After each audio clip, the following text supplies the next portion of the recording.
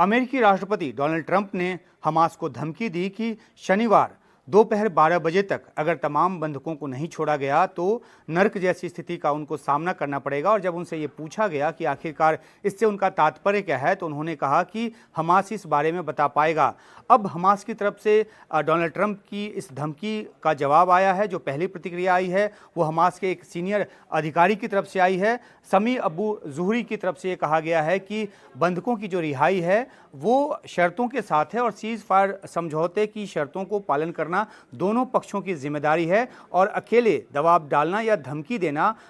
Hamas को ये जो है वो मुनासिब नहीं है और इससे मामला जो है और ज़्यादा जटिल होगा, कॉम्प्लिकेट होगा और धमकी भरी भाषा का की जो कोई जगह है वो नहीं है। जाहिर सी बात है कि जो अमेरिका है उसने मध्यस्थता की और उसके बाद ये सीज फायर समझौता हो पाया। इसमें पहले 42 दिनों में 33 बंधकों की रिहाई होनी है, जिनमें से 8 तो पहले मृतक बता दिए गए, तो यानी कि उनके अवशेष वापस आएंगे और बाकी 33 में से जो 25 बचे उनमें से 16 की रिहाई हो चुकी है। बाकी 9 की रिहाई के लिए अभी कई चरणों में उनकी रिहाई होनी है, कभी 2, कभी 3, कभी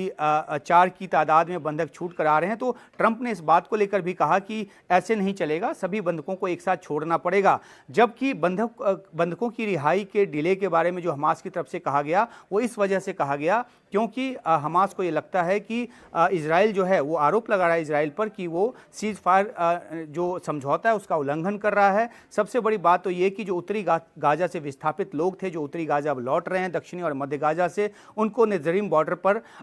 उस कॉरिडोर पर उनको परेशान किया जा रहा है, फायरिंग की जा रही है और उनको लौटने में दिक्कत पैदा की जा रही है। जबकि समझौते में यह था कि नेज़रीम बॉर्डर से अपना कंट्रोल खत्म कर इजराइल जो है वो विस्थापितों को वापस उत्तरी गाजा की तरफ जाने देगा। तो ये एक आरोप है कि ऐसा नहीं करने दिया जा रहा, उसमें दिक्कतें पैदा की जा रही है। दूसरा बड़ा आरोप यह है कि गाजा में जो मदद सामग्री है उसको पूरी मात्रा में नहीं पहुंचने दिया जा रहा और खासतौर पे टेंट जैसी चीज़ जो कि क्योंकि घर टूटे पड़े हैं, लाखों घर टूटे पड़े हैं, तो ऐसे में फिलिस्तीनियों के रहने के लिए टेंट जैसी चीज़ों की बड़ी ज़रूरत है। तो यूएन या फिर कतर जैसा देश जो इस तरह की सामग्री भेज रहा है वो उन तक नहीं पहुंचने दिया जा रहा है। तो इन सब वजहों से ये कहा गया कि अगर जो शनिवार को जो अगले बंधकों की जो रिहाई होनी है वो शनिवार को होनी है, जो कि अब से 4-5 दिन का उसमें वक्त है और 5 दिन पहले ही हमास ने ये धमकी दी। तो उसके पीछे की उसकी मंशा ये थी कि मध्यस्थों पर ये दबाव बने और इजराइल को इस बात के लिए तैयार किया जाए कि वो विस्थापितों को घर जाने दे, अपने घर जाने दे, अपने घर की तरफ जाने दे। घर तो बचा ही नहीं है। और दूसरी बात यह है कि मदद सामग्री जो है वो आने दे। लेकिन इसका जो काउंटर जो इफेक्ट है वो ये हुआ कि उल्टा इजराइल की तरफ से ये कहा गया कि हमास जो है वो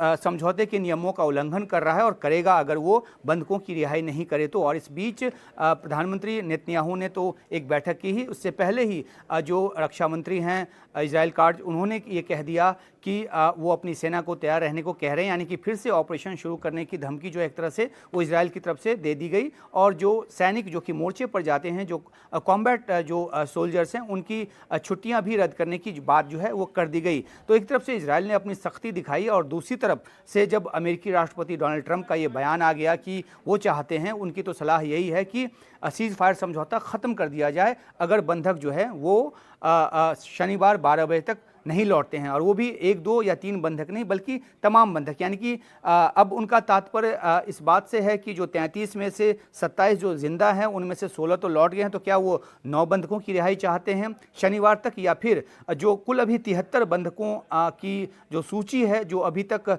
हमास के कब्जे में बताए जा रहे हैं, इन 16 के लौट जाने के बाद जिंदा या मुर्दा जो बंधकों की तादाद है, ये तादाद अभी तक स्पष्ट नहीं है कि कितने कुल जिंदा बंधक हमास के पास हैं, लेकिन 73 की तादाद अब ये रह गई है। तो क्या राष्ट्रपति ट्रंप के कहने का मतलब ये है कि तमाम 73 के 73 बंधक या तो वो जिंदा हैं तो, या फिर उनके अवशेष जो हैं वो शनिवार 12 बजे तक लौटा दिए जाएं, नहीं तो फिर से नर्क जैसी स्थिति का सामना करना पड़ेगा और उनको खामियाजा भुगतना पड़ेगा। तो इस धमकी को हमास ने एक एक ऐसे रूप में लिया है जहां पर वो अपनी ताकत दिखाने की बात तो उसने अभी नहीं की है, क्योंकि उसकी ताकत तो बहुत हद तक टूट चुकी है। लेकिन जिस तरीके से अपने आप को उसने रीगेन करने की कोशिश की है, और ख़ासतौर पे जब बंधकों की रिहाई होती है तो जिस बड़ी तादाद में हथियारों के साथ नकाबपोश जो लड़ाके हमास के सामने आते हैं, उसके बाद इस तरह का बयान दिया जाना कि धमकी भरी भाषा से मामला जटिल होगा, तो जाहिर सी बात है कि हमास अपनी तरफ से रेसिस्ट करने की कोशिश कर रहा है। हालांकि कितना रेसिस्टेंस अभी इस माहौल में उसके पास बचा है, ये देखने की बात होगी। और दूसरी बात ये भी है कि ट्रंप लगातार गाज़ा पर एक से एक बढ़कर एक बयान देते जा रहे हैं।